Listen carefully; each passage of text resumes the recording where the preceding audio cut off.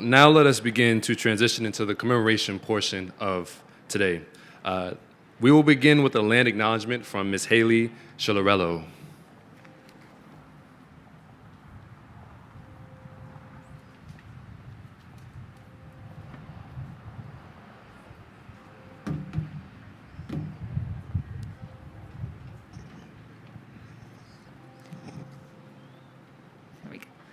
Osio Nagada, Haley Chiarello Dagwadoa Jalagi. Hello, everyone. I am Haley Chiarello from the Cherokee Nation of Oklahoma. We say the principal people. I have the honor of reciting the TCU land acknowledgement, honoring this sacred land and my brothers and sisters of the Wichita and affiliated tribes. We respectfully acknowledge all Native American peoples who have lived on this land since time immemorial. TCU especially acknowledges and pays special respect to the Wichita and affiliated tribes, upon whose historical homeland our university is located. We hope you will visit TCU's Native American monument, installed between Reed and Jarvis Halls in 2018, and will remember the learning at TCU happens in the context of a more ancient and successful, sustainable connection to this land. Wado, thank you.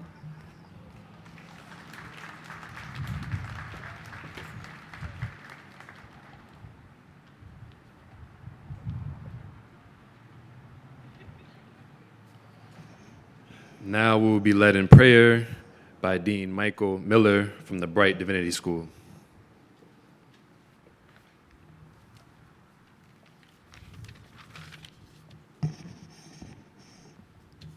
Let us pray. Holy God, we continue this momentous occasion with gratitude that you are present with us and with the conviction that you approve of what we're doing today. The very process of creation suggests that by character, you love diversity and desire relations with those that are different from you and from each other. We recall from Hebrew scripture that in bringing this rich diversity into being, you declared it was good, and indeed very good. In all this, we are grateful that the fundamental dignity of human beings is not in the way we look, where we are from, our class or condition, but because deep down we carry your image and likeness. So help us, dear God, as we exercise freedom, creativity, and adventurousness in the pursuit of self-interest, to respect all that you declared good, and every human being that in the deepest parts of ourselves bear your image and likeness. This being so, dear God, enable us by your Spirit to resist the temptation to violate and exploit each other. Instead, strengthen our capacity to honor your image in every person we meet, and so accept the responsibility to build each other up and nurture each other's capacity to be more fully human.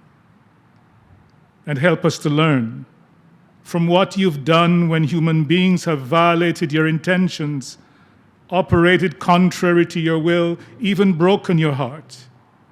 You have reached out through various means in the pursuit of reconciliation, even in the life and death of Jesus the Christ, seeking to mend a fractured relationship and be restored to fellowship.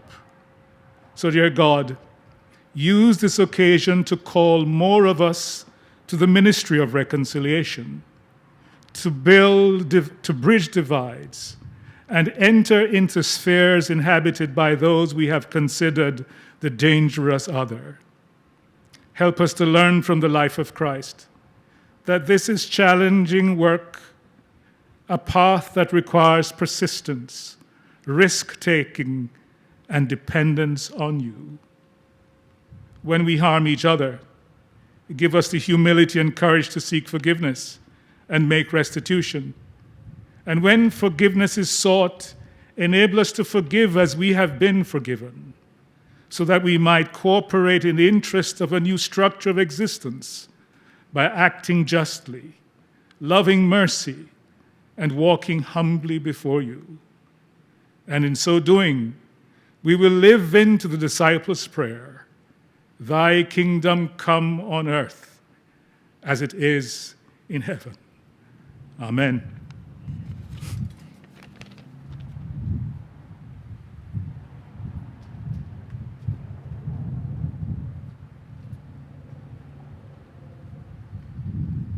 Thank you. Because he sounded so good the first time, we've decided to bring him back for a second. Again, I was supposed to sing, but he sounds a lot better than I do. So, Mr. Brian Dixon, please.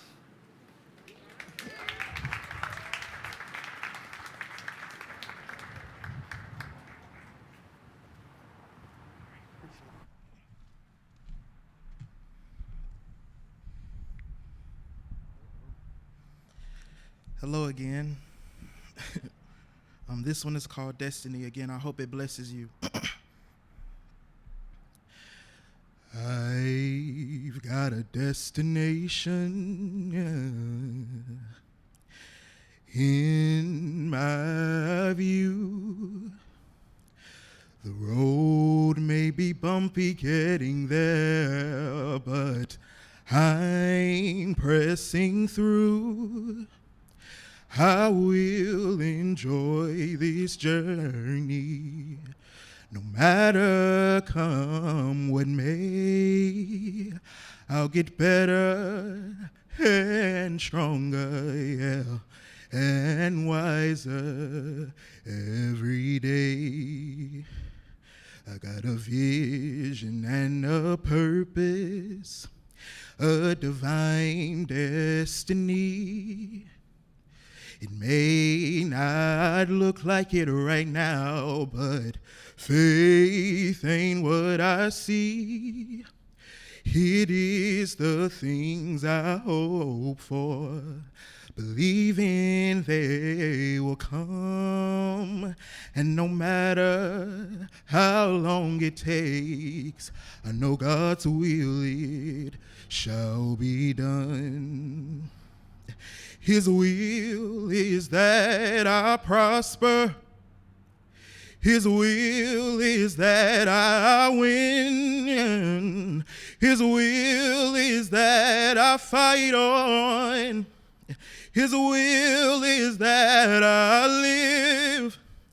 He gave me what I needed when he gave his only son.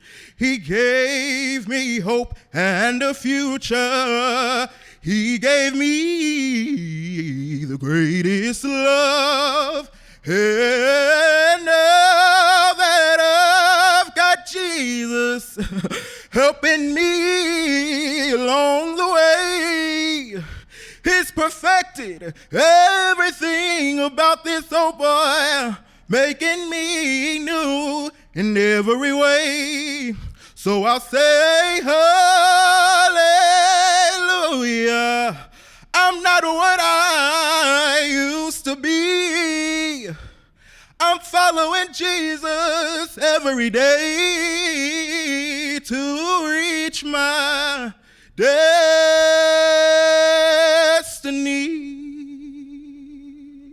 Thank you.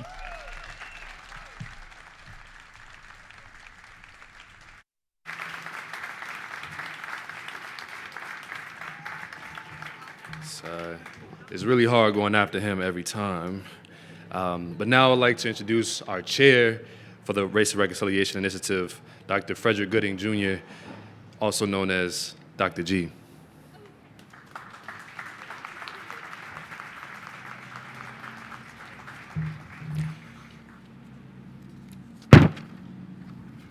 Good afternoon. If you woke up with blood pumping in your heart, with air in your lungs, and electricity in your brain, give yourselves a hand, because you are alive. You are alive. And you are alive and present in this moment. And so I would like to say greetings and welcome to this moment because this is indeed an August occasion. I would first like to start off by giving thanks to my good colleague, Aisha Torrey-Sawyer, our interim Chief Diversity Officer. Her contribution made my voice possible with respect to the audio. Please give it up to Aisha Torrey-Sawyer. I also would like to give thanks to the Chancellor, the Board of Trustees, and also our beloved Provost for endowing us with this opportunity to move TCU forward into the 21st century. Give them a hand.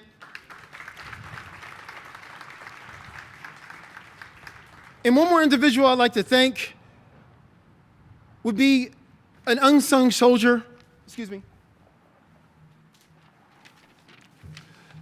Embarrassing. Okay, back to the program. An unsung soldier who has been absolutely instrumental in us being able to do what we do.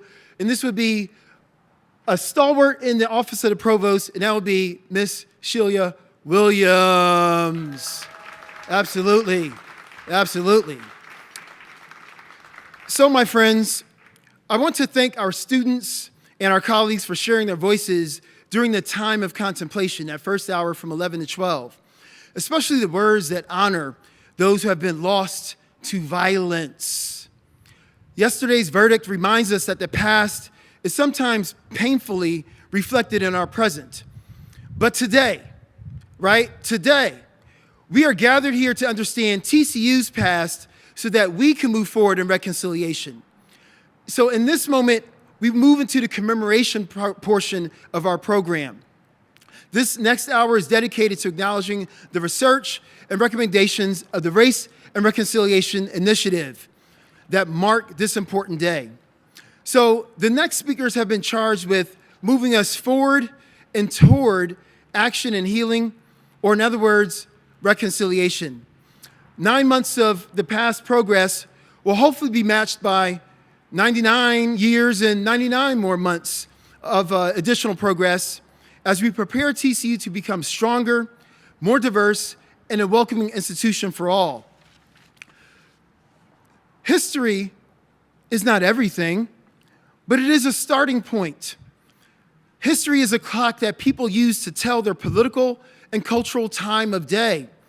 It is a compass they use to find themselves on the map of human geography. It tells them where they are, but more importantly, what they must be.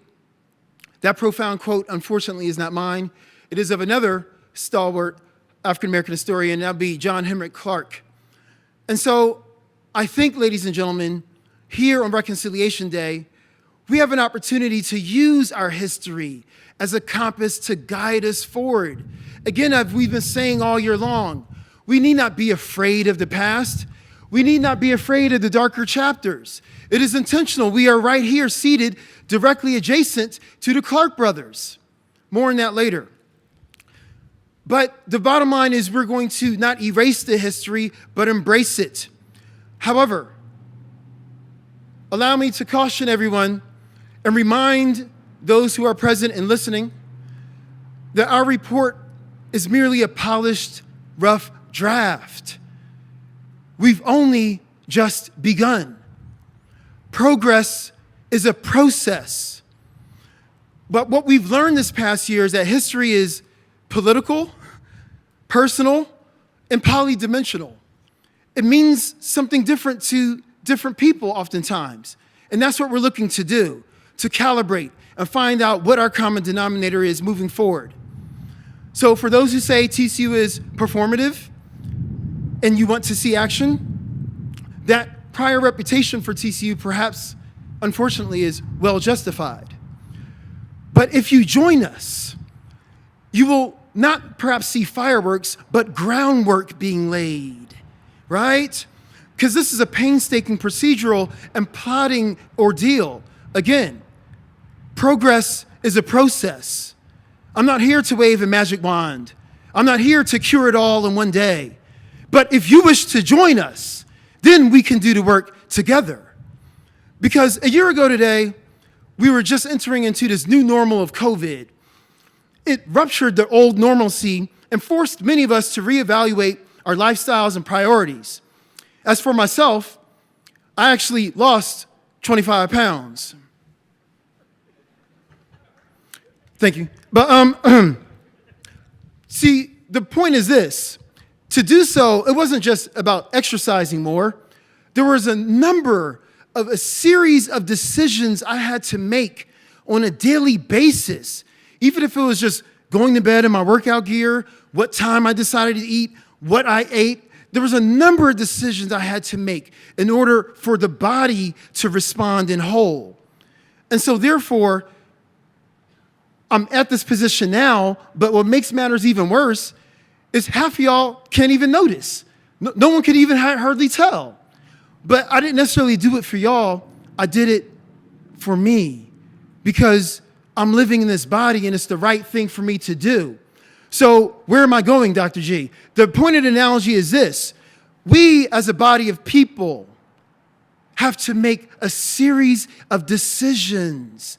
This is a daily operation. And guess what? Many people may not even notice. Baylor may not notice. UT may not notice. That is none of our concern. We are here at TCU. This is our body. This is our story. And so therefore, we should concentrate on this. And with the body of TCU here, we deign to engage with this concept called reconciliation. It is a daily operation, as I said before, because progress is a process. So we shall sally forth with this idea of reconciliation only because it is the right thing to do. Thank you.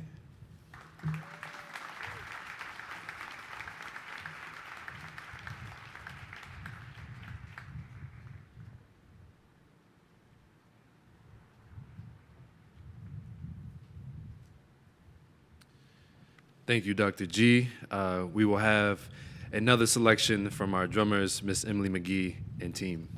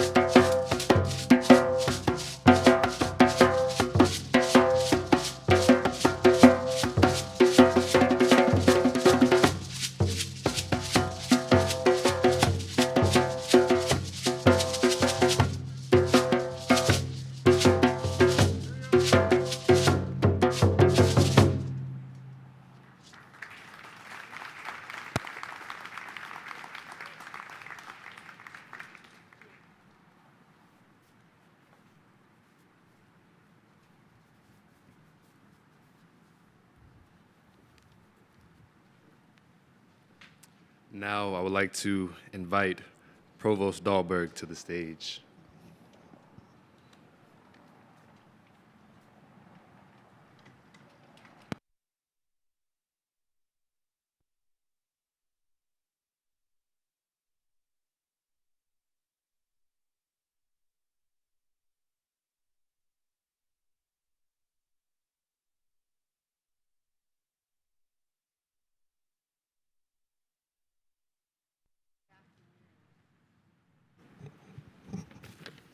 I don't know. Did we knock something?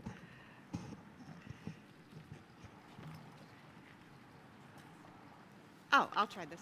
Oh, there we go. All right. I'll try this one. I just have to stand back a little bit. Good afternoon. On July 15th, 2020, Chancellor Victor Boschini and Board Chairman Mark Johnson, both over here, announced their joint commissioning of an initiative to study TCU's experiences with racism, slavery, and the Confederacy. They noted that this initiative was unanimously endorsed by the entire Board of Trustees and shared their sentiment that reviewing, understanding, and transparently sharing information about our history would make us a stronger institution as we plan for the years ahead. The Provost's office was entrusted to lead this initiative and develop a charge that would result in a thorough examination of TCU's history, as well as any recommended actions that provide for a more complete acknowledgement of our past. Shortly thereafter, the initiative was aptly named the Race and Reconciliation Initiative, RRI, and Dr. Frederick Gooding, Jr., Professor of African American Studies in the John V. Roach Honors College, accepted the responsibility to lead and define this initiative during its inaugural year, with an initial focus on Black Americans. Dr. G has excelled across every dimension of bringing RRI to life.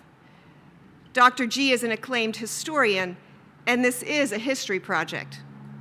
That said, from RRI's inception, Dr. G realized that if we are to use this history project to confront our past, inform our present, and inspire and reconcile our future, broad community engagement is essential.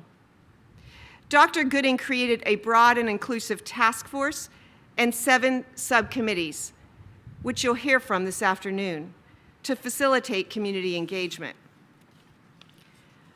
Along with his graduate students, one aptly named the marvelous Mr. Perkins, they brought to life the RRI podcast series, Reconcile This, virtual town hall meetings, Running the Race monthly gathering and sharing, RRI Week, and today, TCU Reconciliation Day.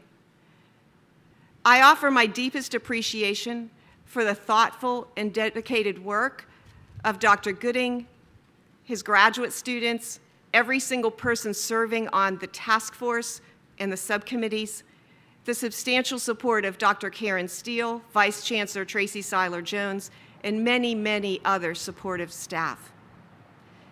As you listen, share, and reflect today, please keep these thoughts in mind. On this day, we celebrate the culmination of outcomes of the Race and Reconciliation Initiative in this inaugural year. This marks the culmination of year 1 of RRI, an initiative that will continue annually. I acknowledge that many in our community have been on this reconciliation journey for a number of years.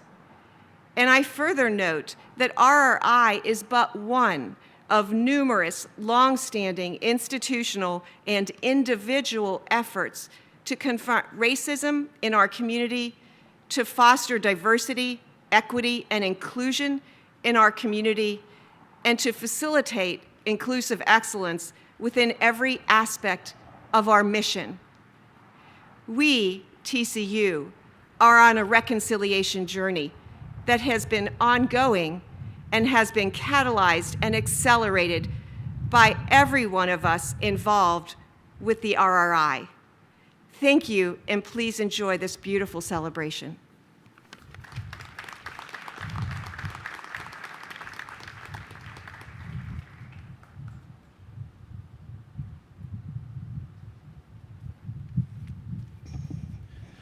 now I would like to invite to our stage some of our co-chairs, people that have been leading us in research, dedicating their time day in and day out, and some of the findings that we found. So now I would like to invite Dr. Jackie Lambies and Dr. Alan Galley.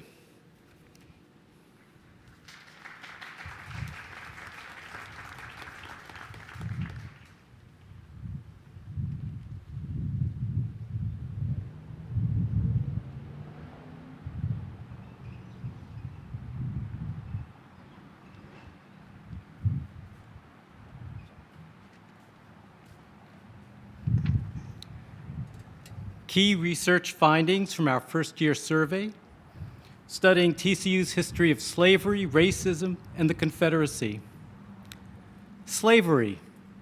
The founder's father, Joseph Addison Clark, owned an enslaved 13-year-old boy in 1850.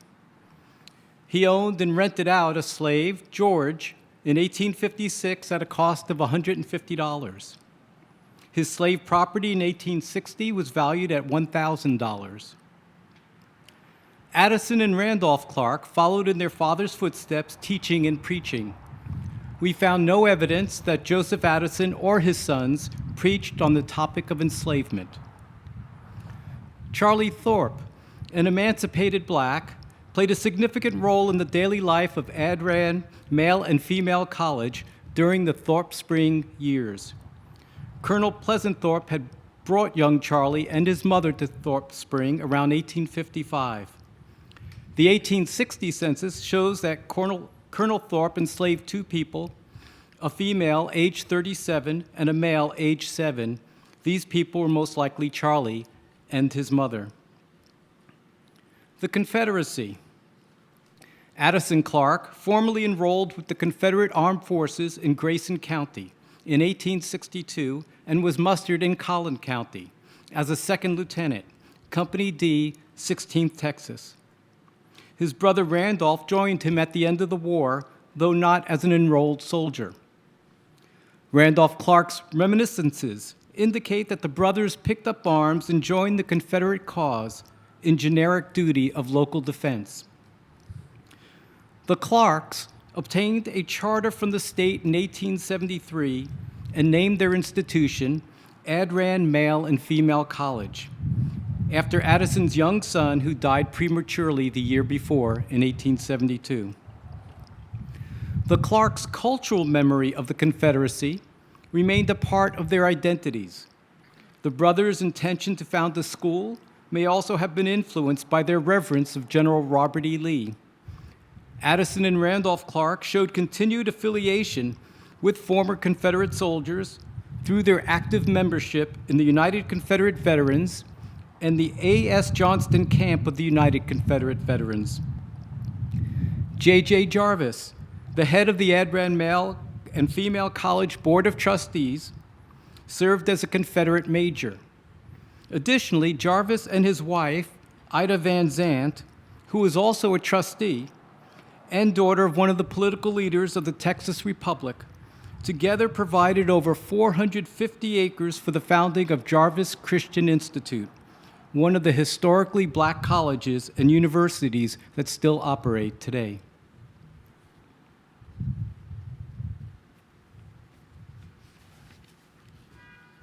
Good afternoon.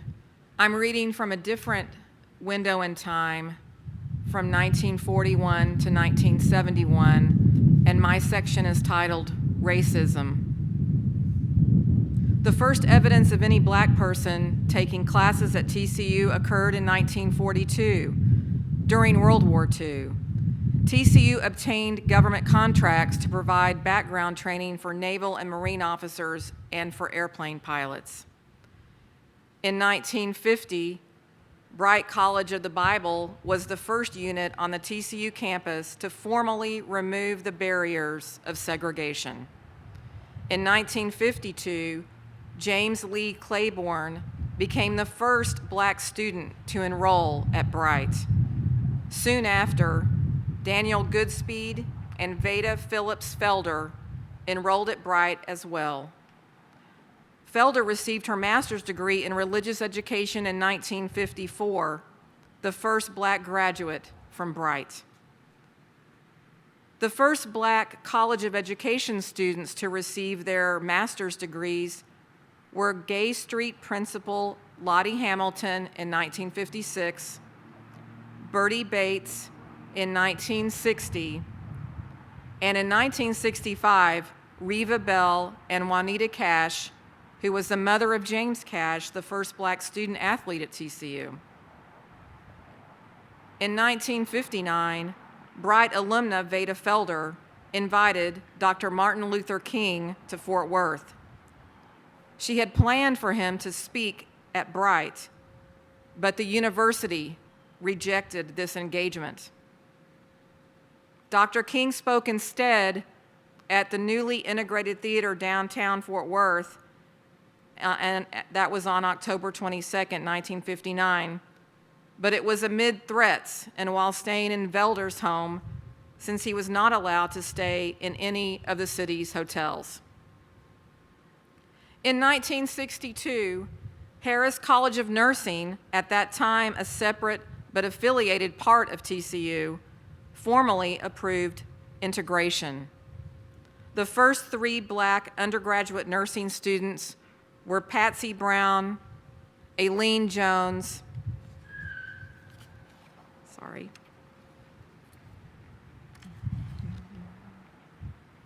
and the last one was Doris McBride.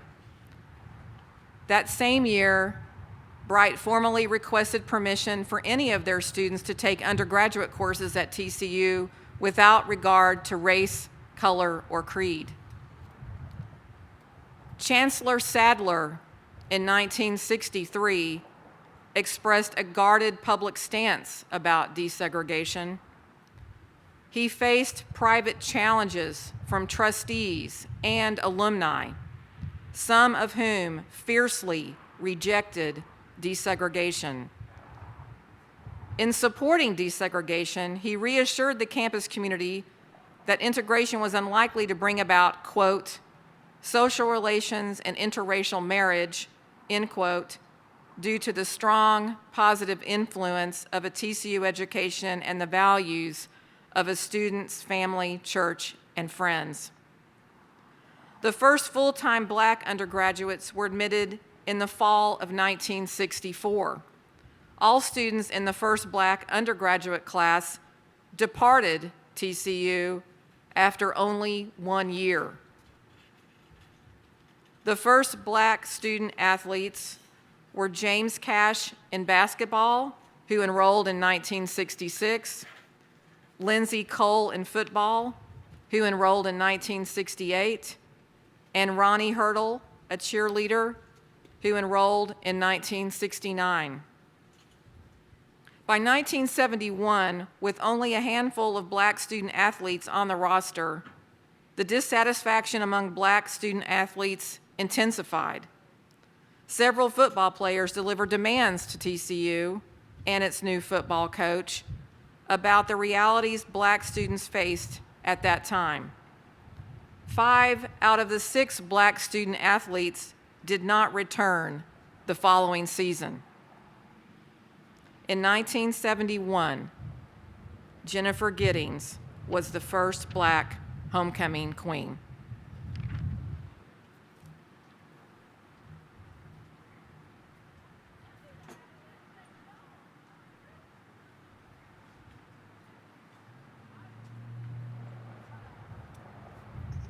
Before I call on the next pair of co-chairs, one of the names that she mentioned, Mr. Ronnie Huddle, is here with us this evening. So I just wanted to take time to acknowledge him as one of the first Black cheerleaders here at TCU.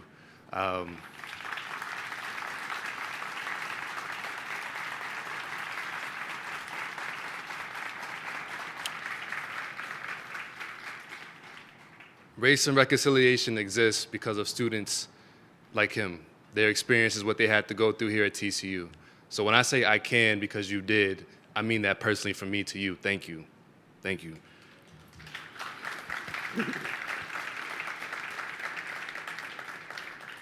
Now I'd like to invite to the stage Ms. Leslie Ekpe and Dr. Clifford Harold II.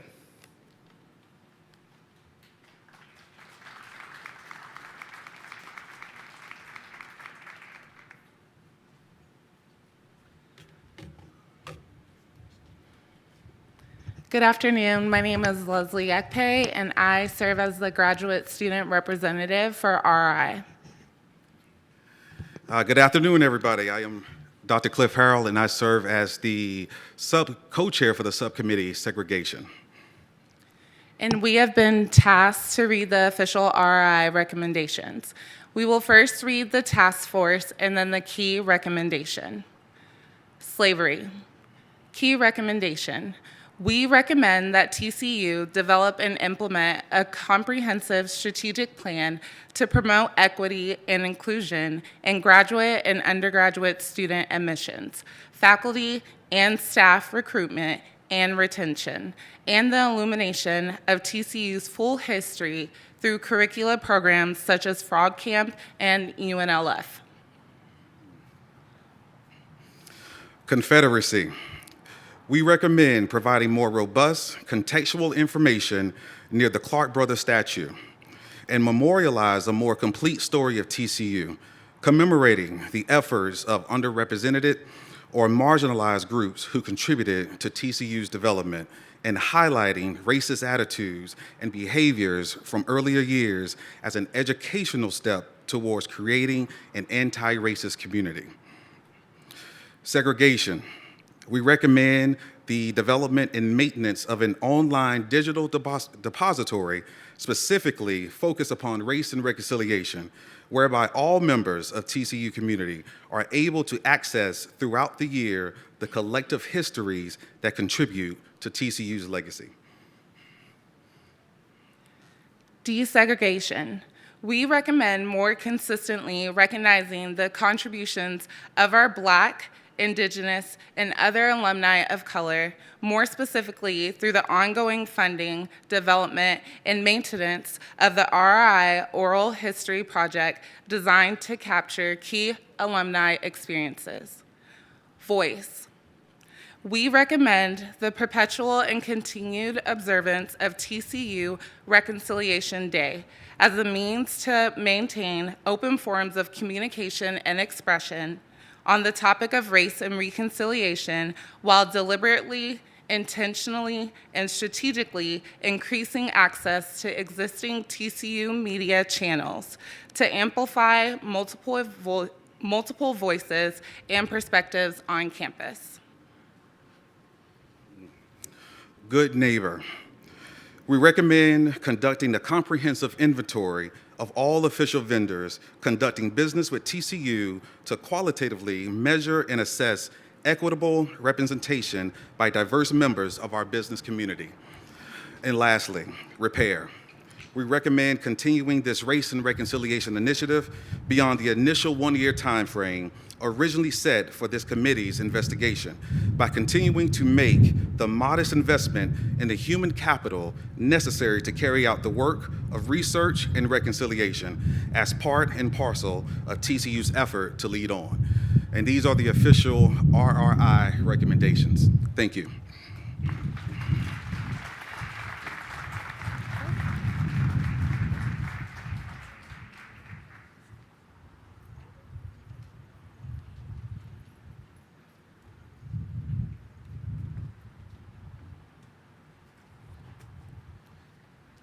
Now I would like to invite to the stage Professor Dan Jean and the students who put together this beautiful art installation that we have behind us to tell us a little bit more about what went into that.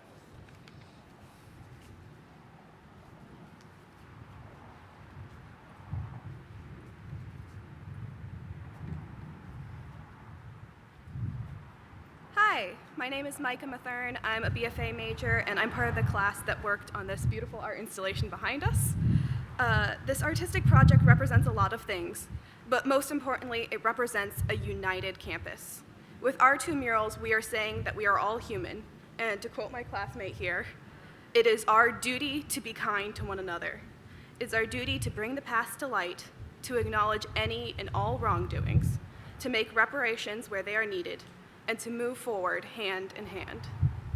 This art installation is about visibility for people of color and the beauty that reconciliation can bring.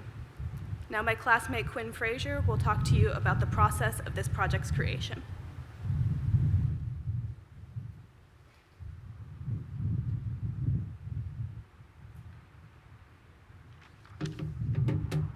Hello. I'm Quinn Frazier, and I'll be talking about the ideation and the installation of this process. The ideation behind this artwork was to connect all living things together, as we are all one, and the way we treat each other in the world should always end up in peace and love. The installation process that brought this amazing piece to life was we first sketched it up on a wall, divided that into sections for the artist to work on, brought it to a board and painted it, and then we digitalized the board to be able to wrap it on this stone wall.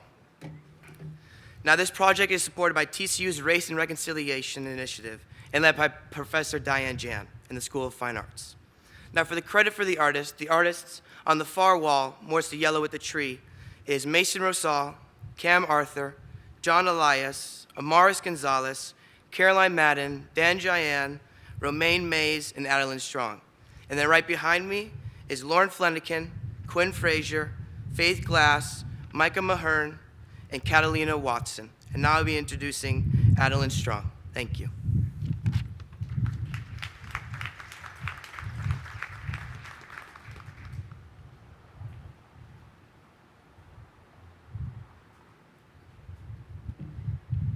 Hi, my name is Adeline Strong, and I'm going over the quote that is displayed above the mural over here, which is, "Reconciliation is more important than victory." I believe righteous anger is important. It's what we need to fuel our spirits to correct injustice and fight for what we believe in. On the other hand, I also believe that same passionate anger can turn into vengeance, and with vengeance can follow more injustice. Our country is completely divided. We focus too much on what team we're on, right or left, which one of us is the most horrid monster. What we need to realize as a nation is that it is not about who will win. It's not about which side is more victorious. What is victory if only divided among certain groups? As the American people, we need to not fight for our side, but for the future of this country. We need to work together as a team to understand each other, listen to each other, and fight for one another. When we drop our sides, we open our hearts and minds. We see people as people. We see their scars, their struggles, as well as their hopes and their dreams. Like our piece portrays, we as the American people need to choose kindness, compassion, and community, because reconciliation is more important than victory. Thank you.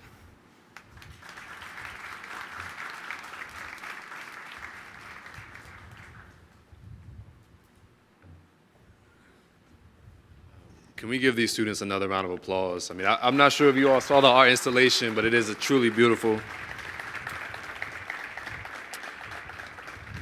Now I'd like to invite to the stage SGA President Paige Shearing.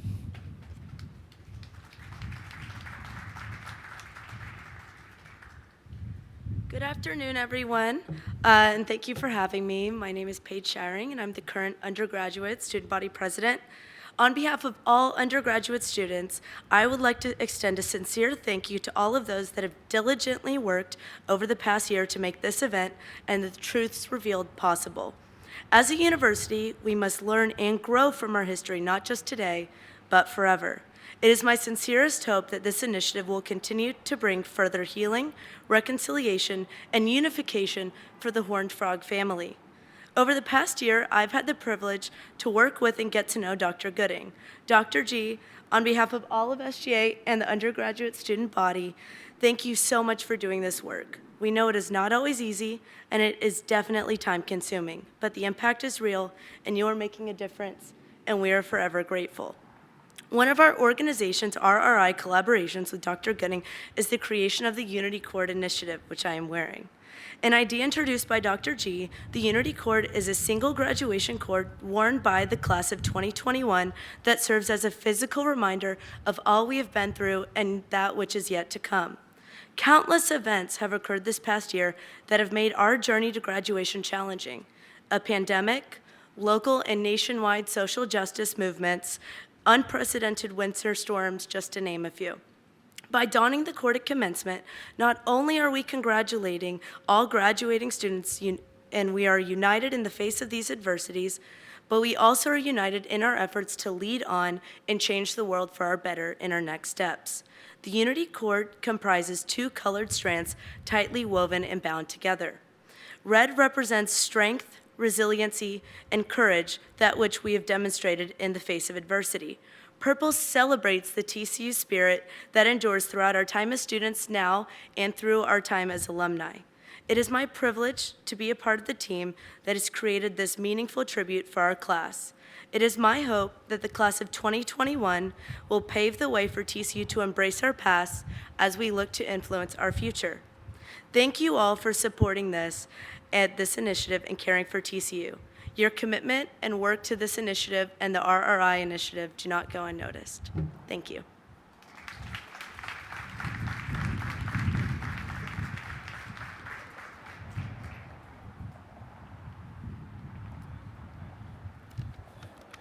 I would now like to invite Dr. Sylvian Greensward to the stage. We have been honored to have Dr. Greensward here with us with RI.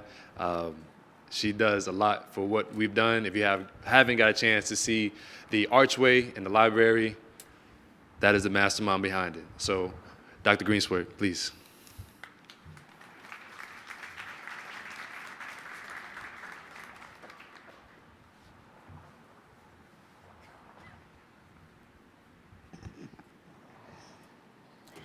While the numerous programs of the Race and Reconciliation Initiative provide outstandingly revealing data and statistics and facts, the oral history program has a particularly human relevance. Through this series of videotape interviews, we capture slices of life moments of key events that have shaped TCU. It reshapes the narratives of TCU history by including the voices that have too long been kept silent. We interview a variety of participants, past and present, faculty, staff, and students. Some of you have personally experienced this, actually. I see several of you here. We also record the testimonies of other TCU members, going as far back as slave descendant community members from the Thorpe Spring area where our first campus was erected. Oral history does not have to be in the past, though. For example, we are capturing testimonies of TCU community members as we speak, asking them, for example, what does reconciliation mean to you? We do have a booth set up in the back. I'm just taking the chance to advertise. So visit us in the back and give us 30 seconds of your time to tell us what reconciliation means to you. When a TCU community member passes away, we lose their live first-person account. For instance, we have lost Mildred Sims, class of '69, first graduate class with African American students at TCU. We've lost Lindsay Cole, class of 1970, first African American football player at TCU.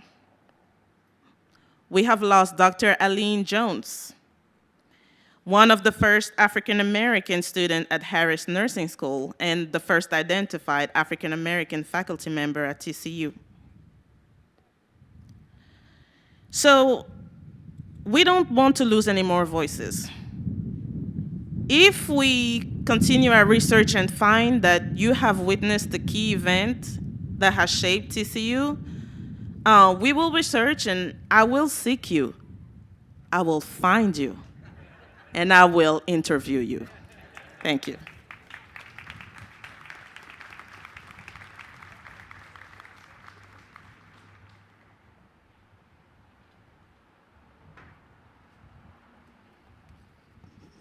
I would now like to invite Dr. Kathy Cavins-Toll to the stage.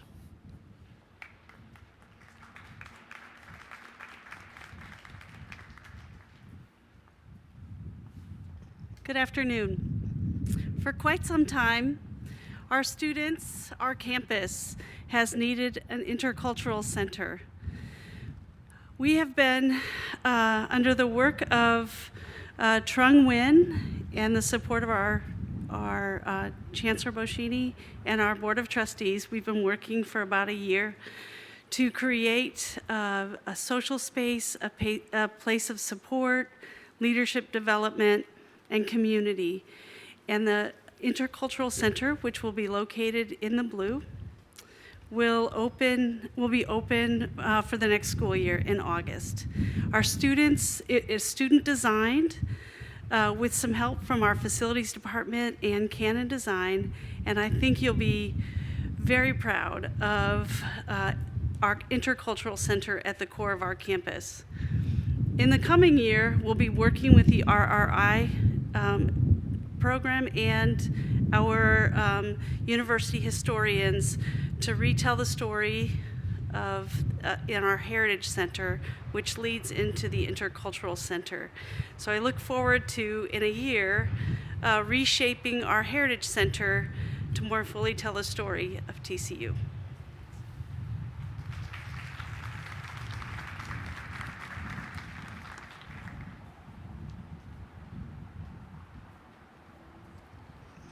I would now like to invite Mr. Heath Einstein to the stage.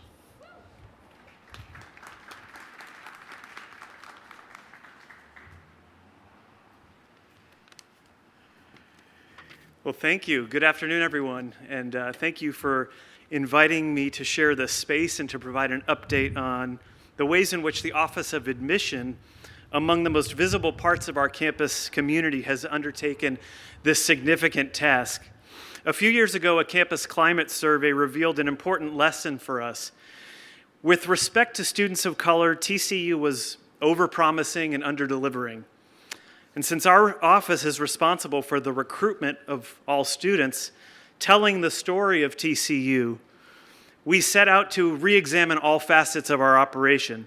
And this led to, among other things, a senior staff position dedicated to access initiatives, ensuring inclusion is at the center of what we do.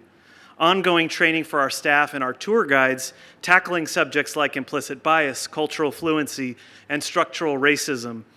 And a new application review process such that no student of color is denied admission to TCU without being reviewed through the lens of our Access Initiatives Committee.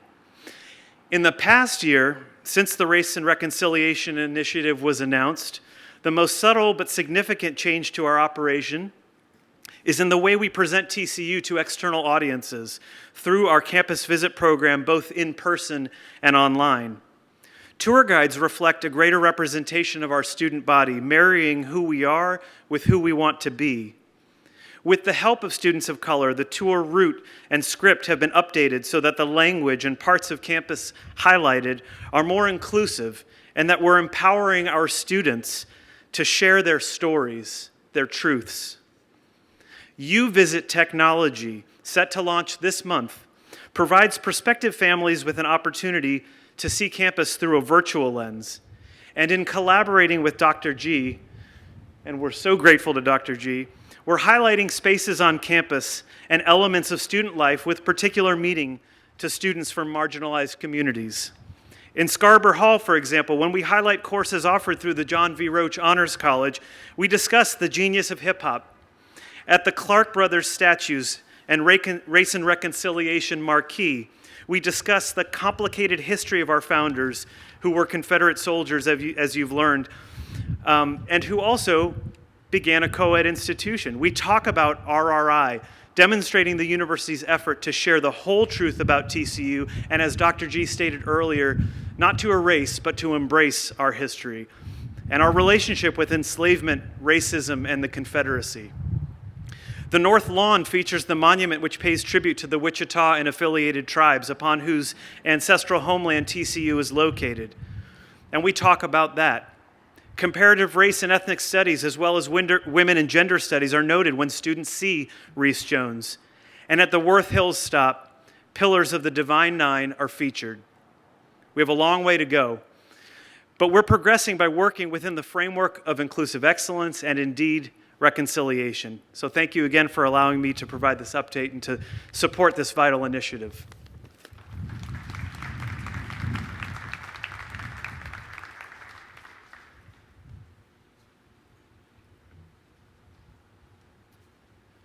Now I would like to invite the best dressed AD in the Big 12, Athletic Director Jeremiah Donati.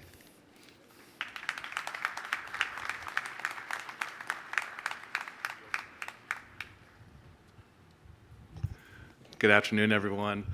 I'm honored and humbled to be here. Thank you, Dr. G. Thank you to the entire committee for having me.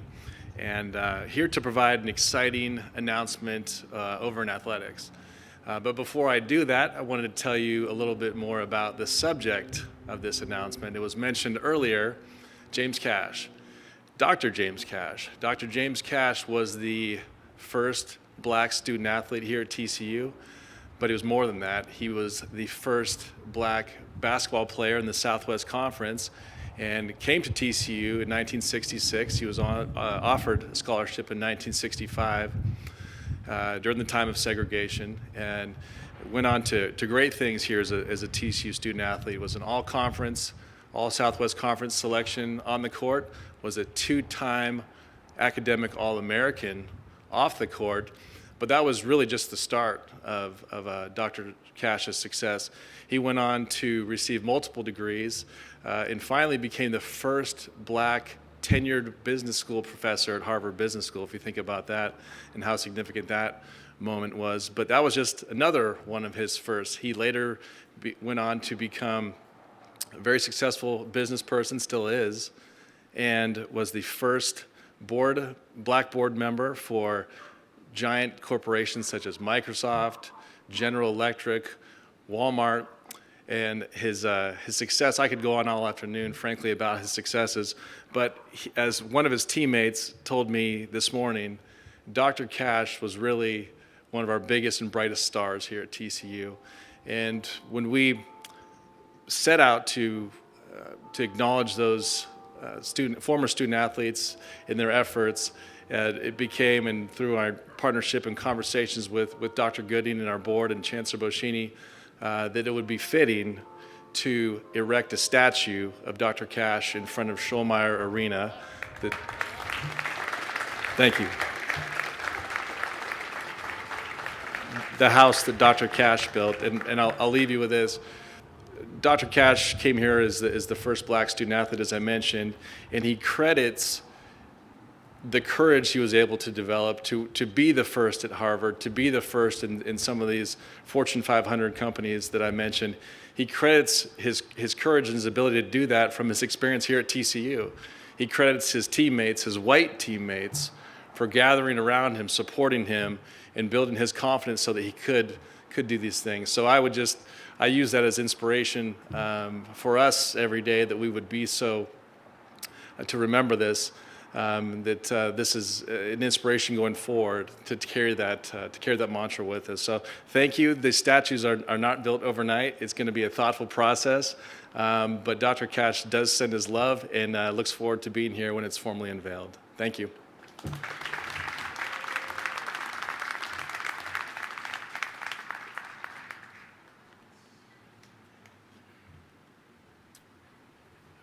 Before I invite Dr. G back to the stage, I wanted to kind of provide this information.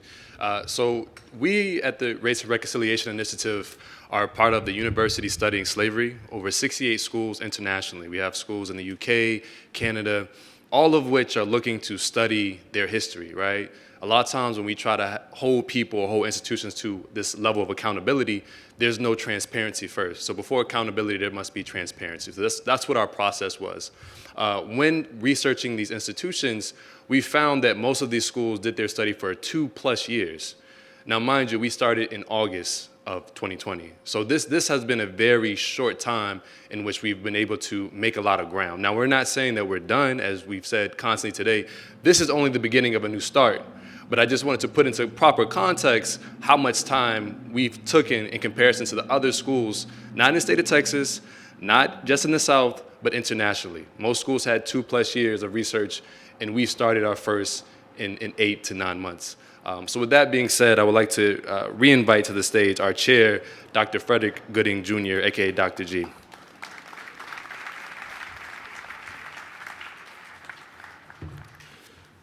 So thank you for that, Mr. Perkins, because you remind us of we've done so much in such a short period of time. And if anything, this is encouragement for what we can do if even more hands are on deck. I mean, ladies and gentlemen, one more time, we have a statue of a black man coming to campus. That's profound. That's profound. So, speaking of statues, behind me is not, N-O-T, a Confederate statue. I want to be very clear.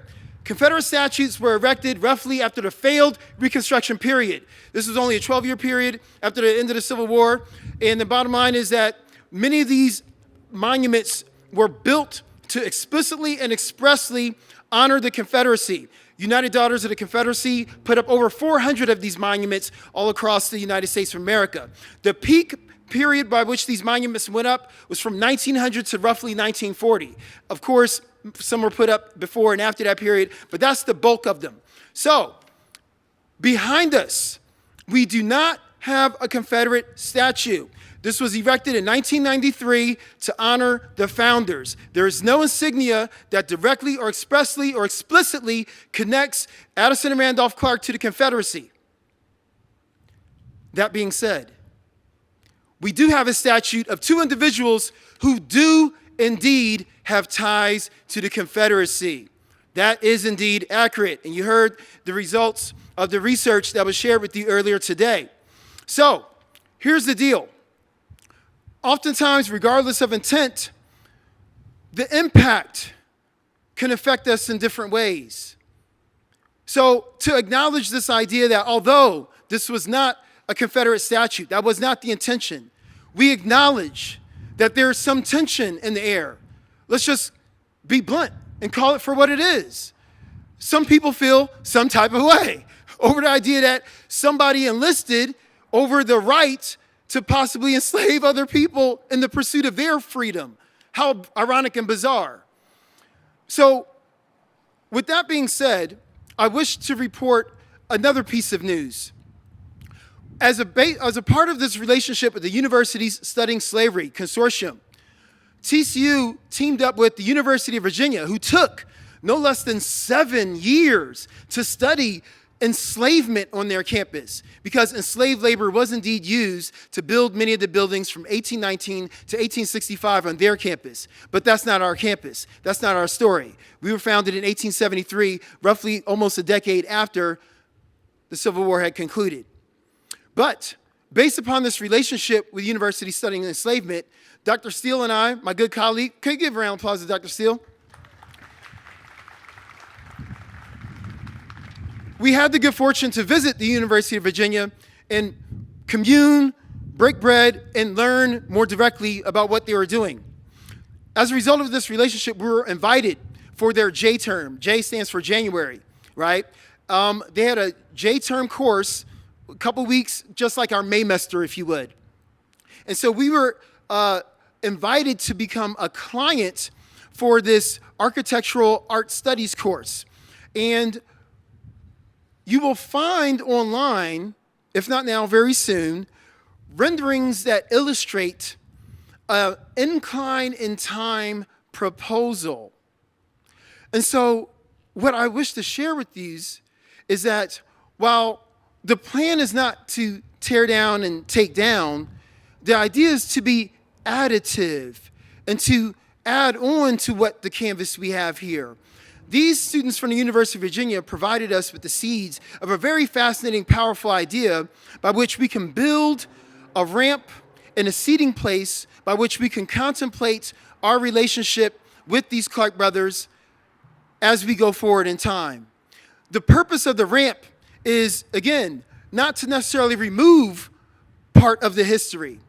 While many of us may feel some type of way, and rightfully so, about this affiliation with the Confederacy, at the same time, none of us would be here if it wasn't for these individuals who were daring enough to found an institution at a time when education was not valued highly in the state of Texas. Hell, this was one of the few co-ed institutions west of the Mississippi. That was, believe it or not, groundbreaking back then. And so what we will do with this ramp is not remove the individuals, but we'll remove the power dynamic. We will be able to look eye to eye with these individuals. 3 key elements of this is that the incline, again, places you at eye level with the Clark brothers, interrupting the traditional white male potency power differential, right, in terms of them up on high and us walking underneath them. No longer. The ramp also creates a space in the middle because it's a V-shaped ramp for reflection on the inside. This was inspired by the hangout traffic design in New York Times Square, right? So they're pulling from ideas that work, right, in very large spaces and places. And then finally, there's also going to be inside the ramp, right, a place for cathartic expression. They pulled this idea for publicly engaging in dialogue and free speech from the critically acclaimed Charlottesville free speech wall design. And so I simply would like to recognize Dr. Kirk Von Dock and also the students who contributed to this design, Michelle Domenico, Brandon Ely, Clayton Jackson, Justin Lakier, and Maya Shortridge. The bottom line, party people, is that change is indeed afoot,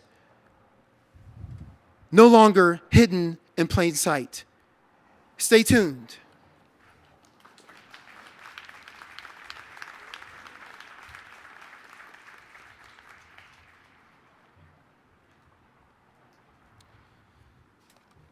I would now like to invite the chair of the Board of Trustees to the stage, Mr. Mark Johnson.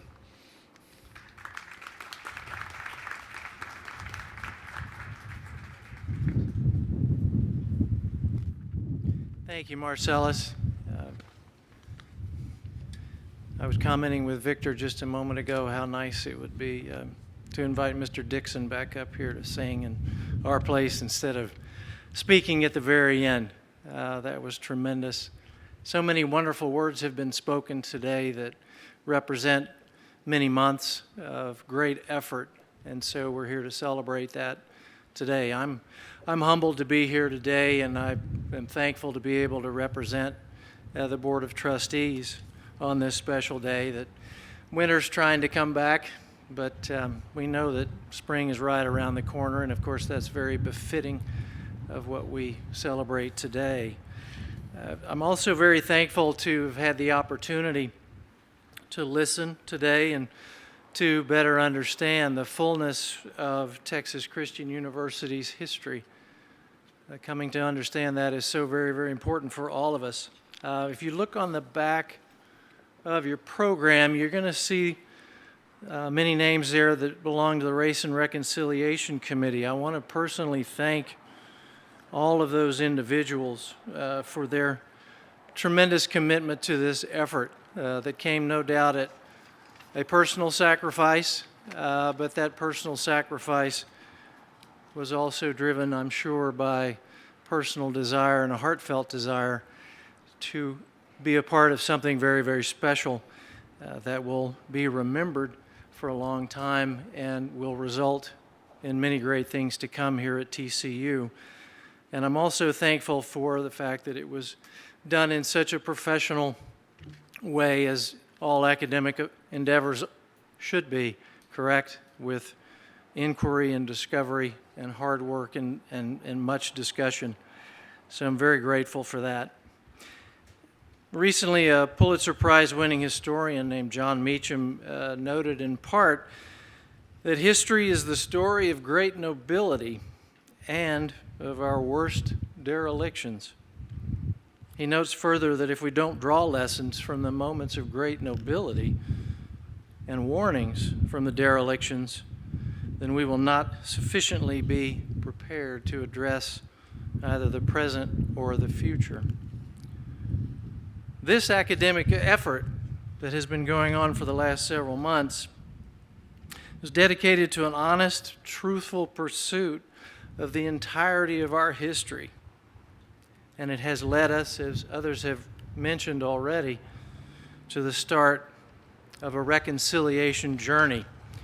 And I can't underscore that enough. This start, this knowledge of our history from which we can build a stronger present and brighter future is indeed most hopeful and most necessary as we draw together as a community to work together in mercy and forgiveness. And as another person mentioned, we're not just talking about tolerance, we're really talking about love and love for one another. That's what it takes. If only that were not so difficult. But as trite as some people make it sound, it is the essence of who we are. And so let's live that out at TCU. We can live that out at TCU and be a shining light to the rest of the country. On Friday, April 9th, just a couple of weeks ago, at our full meeting of the Board of Trustees, the members heard and accepted all of the recommendations for action based on year one of the Race and Reconciliation Initiative. And I'm pleased to share that the board was unanimous in that decision and accepting and fully supporting the implementation of the recommendations from the RRI committee. The board also agreed to support campus members' efforts now and into the future, affirming that the university must continue its steady and consistent reconciliation journey. Finally, I want to once again express the board's deepest appreciation and gratitude for this tremendous effort.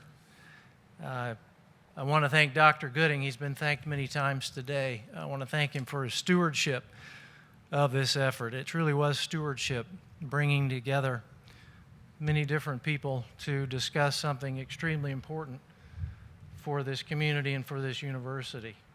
So Dr. Gooding, tremendous job. Thank you once again for that. And of course, all of those involved who encouraged a review and an accounting of TCU's complete history.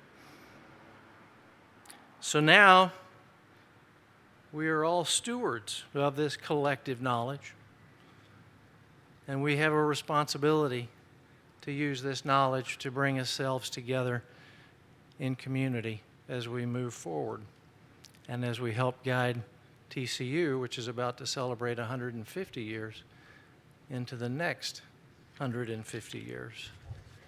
God bless you all. I hope you'll have a great afternoon. Thank you.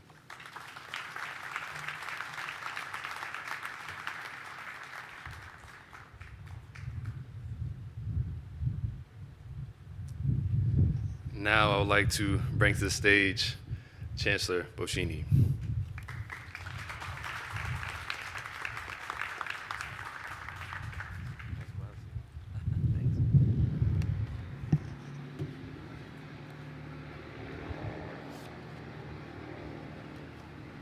Thank you, Mr. Johnson, and all the members of the board for supporting this important independent history project. I want to thank Provost Dahlberg for commissioning the committee and encouraging their autonomous work. I'm humbled by the exceptional people of TCU and the outcomes shared today.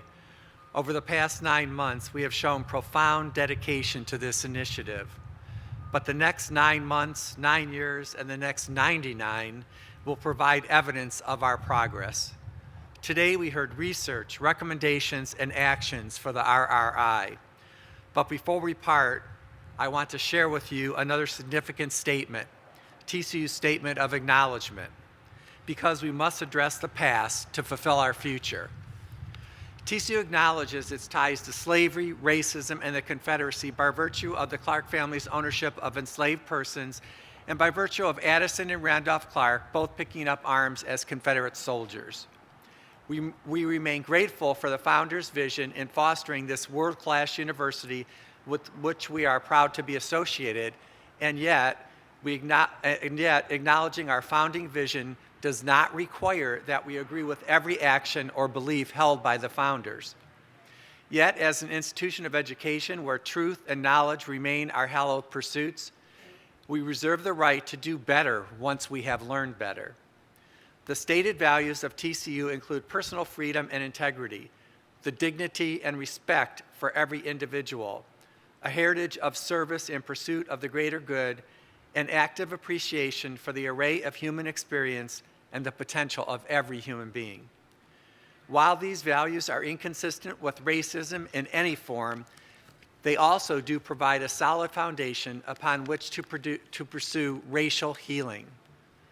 Thus, we resolve to keep moving toward our goal of creating a campus community that fosters growth and development for all without reservation.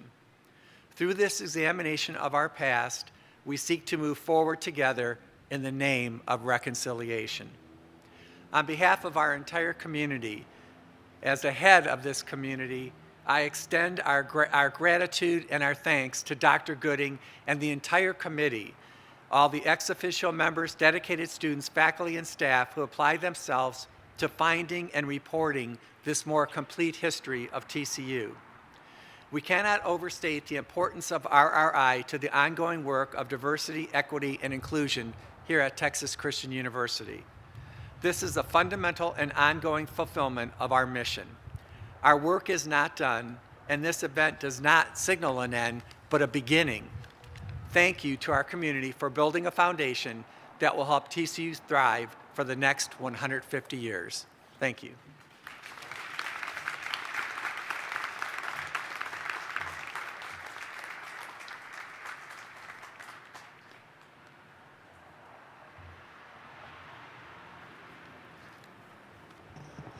Now we will be led into a soulful saxophone solo by Dr. Jeffrey Todd.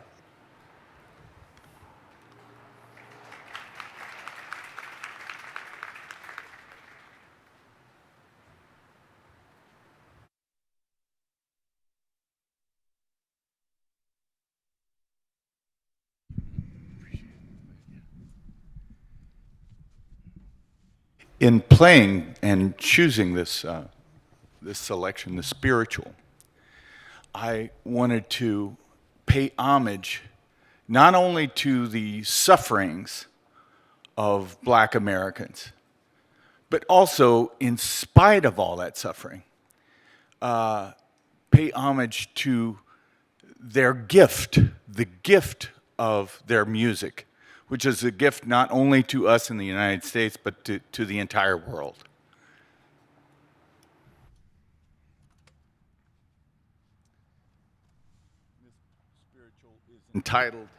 This is entitled Deep River. And I encourage you to follow along. You have the lyrics in your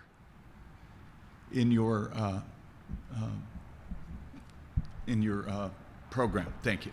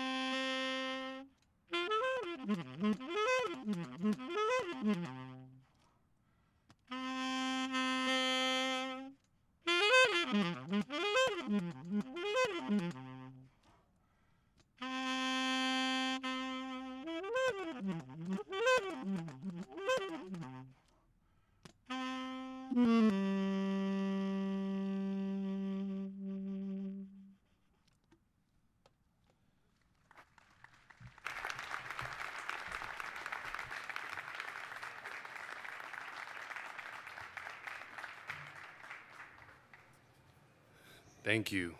So we are coming towards the end of our program today, and I just want to thank you all for being here today. Thank you all for reading all the emails I've sent. I promise that it'll be a while before I send another one. The next voice that you'll hear will be not of my own, but of our chair, Dr. G.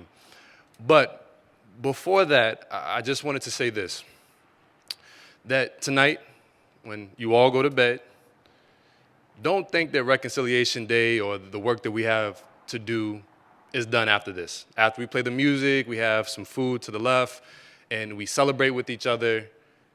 This isn't the end. This isn't the hoorah, we've done it, we've arrived. This is none of that. None of that. But I want you all to ask yourself, what are you, as the individual, willing to do to make this move forward? Now, we've done a lot. We've started. There's been a lot of volunteers who've put a lot of time, energy, and effort into this research here. And as we've said, this will be something that will be continual.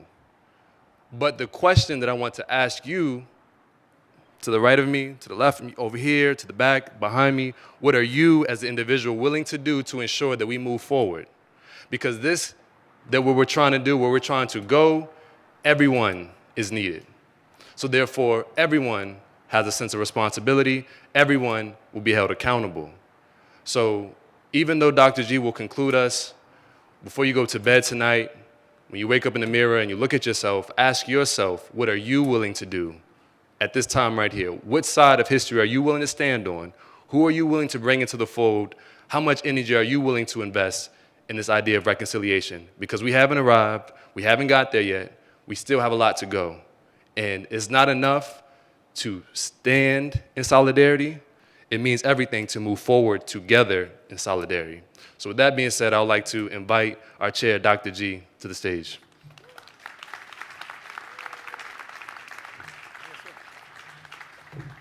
And so I am the individual who's in between hot food. Okay, so I will be brief. But before I land the plane, I think it is appropriate that we give a shout out for the mellifluous, the marvelous, the magnificent Mr. Marcellus Perkins. Wow. Wow, you just saw and heard with your own eyes why I wake up encouraged, right? Why there is room for encouragement. We have, I believe, the fertile seeds for growth here at TCU when I see and hear all the students that we heard from today, right? And so one individual who I respect very dearly is Bruce Lee. I can tell you why later. But he once famously said that knowing is not enough. One must apply. Willing is not enough. One must do. And so when we ponder the philosophical question of at what exact point in time does a leaf change its color?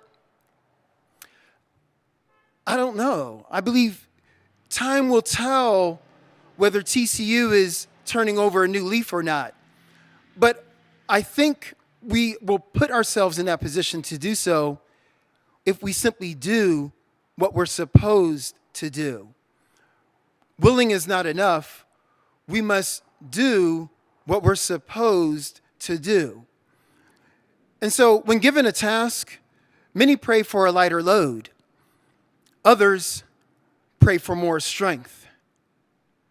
I am proud to share that I am strengthened by the tremendous support of a community created in the spirit of reconciliation. Must I remind you that the motto, the Latin motto in the seal right in front of Sadler Hall, you can see it on official correspondence. The official motto in Latin for Texas Christian University is Disciplina est facultas. The rough translation in English is learning is power, or education is opportunity. Ladies and gentlemen, this is not revolutionary. All we're simply doing is what we said we were designed to do. This is an institution of higher learning where ideas are germinated, ideas are fostered, ideas are given life. We have the ability to change through the power, the connective bonds of education, the ability to open up our hearts and minds and learn about others, other experiences, other walks of life, so that we can hold hands and find a common ground as we move forward together. So, when it comes to this opportunity for reconciliation, it is true, no one can do everything, but everybody can do something. As Mr. Perkins had encouraged you, the question is, what can you do to help us?